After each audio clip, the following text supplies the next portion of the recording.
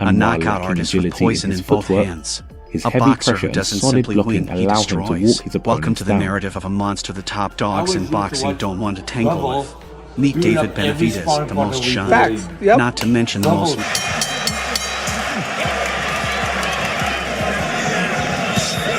lethal KO machine today in the world.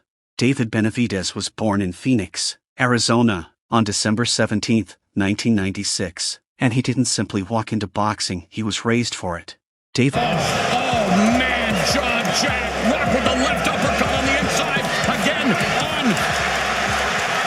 wobbly legs, taking all kinds of punishment.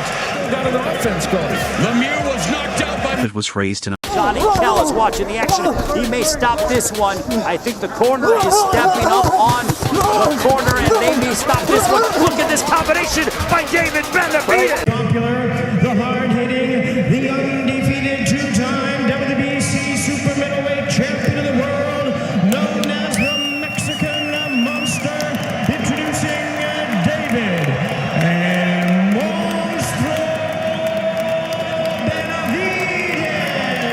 Hello skiller boxers.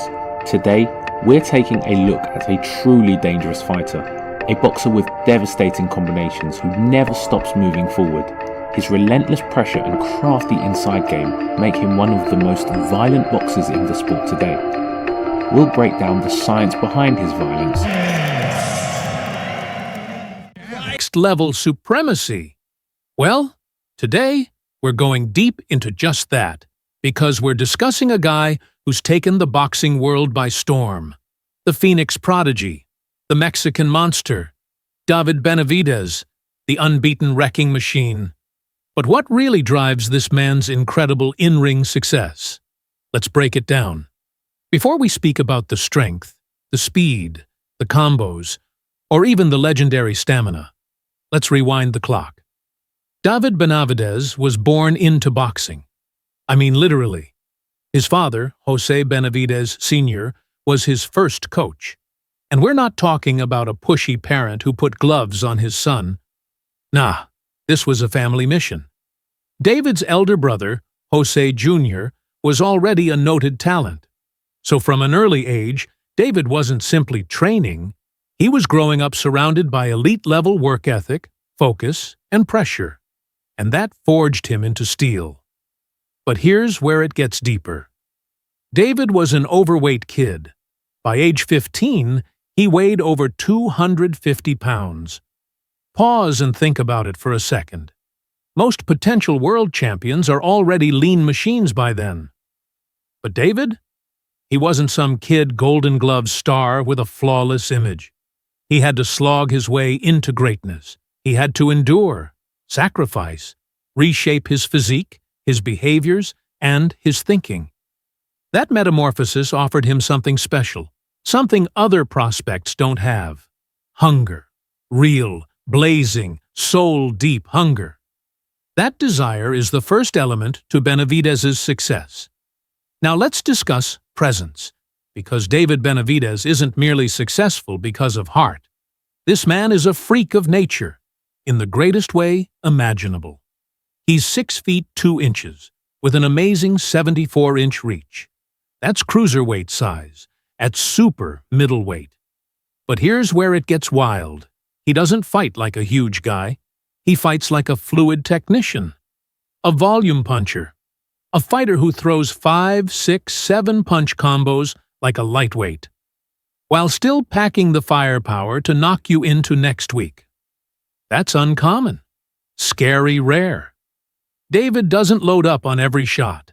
He rips you down piece by piece until you're asking for a break that never comes. Watch his battles. He's not simply a slugger. He's a rhythm killer. Opponents can't get set. They can't locate their jab. They can't breathe. Because Benavidez doesn't allow them. It's a chess match, except he's moving 5 pieces at once while you're trying to think about your initial move. One word: loudness. That's the next reason David Benavidez has surged in boxing. He throws more punches each round than anybody else at 168 pounds. And it's not just about quantity. It's about effective aggressiveness. He comes forward, throws combinations, and shuts off the ring like a freaking GPS. You can run, you can turn, but sooner or later, you're locked in a corner, eating uppercuts like breath mints. And here's the thing, Benavidez doesn't gas. Most boxers who throw that many punches? Not this person. He's got a weird gas tank. Why? Because his camp doesn't play around. Sparring with light heavyweights, running at high heights, training like a crazy when the cameras are off. And let's not forget, he learnt this grind from an early age. He's not simply a terrific athlete. He's a audience behind the cruelty. David Benavidez isn't simply tossing bombs at random. He's thinking, calculating, adapting.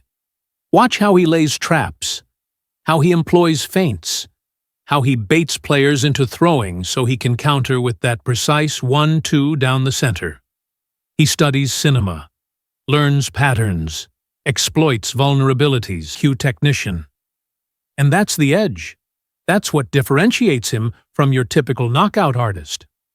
Benavidez is playing chess in a category consisting of checkers players. Let's get honest for a second. David Benavidez's path hasn't been faultless. He's made errors. He lost his WBC title not once, but twice. Back stronger. He acknowledged up to his faults, doubled down on discipline, cut out the distractions. And every time he's come back, he's looked more threatening than before.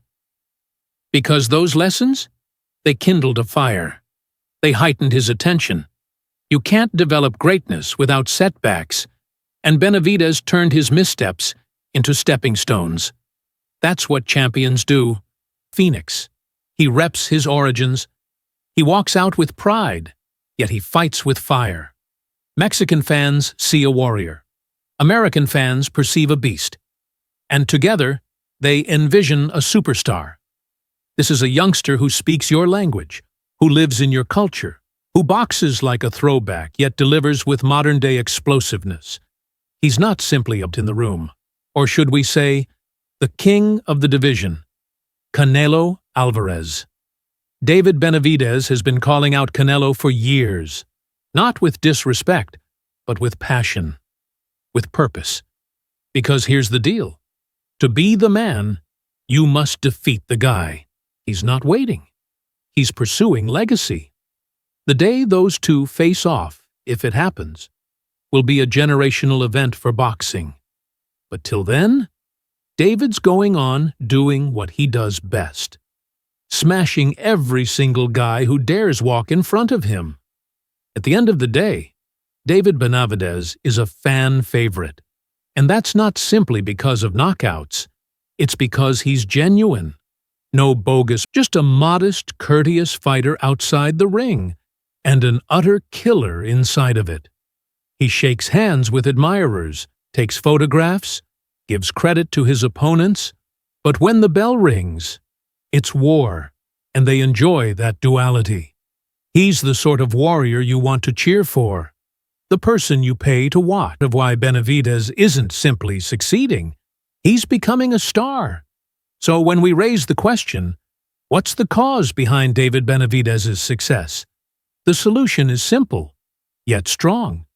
It's his appetite, his amazing size and talent, his relentless loudness, his boxing IQ, his comeback spirit, his cultural synthesis, storm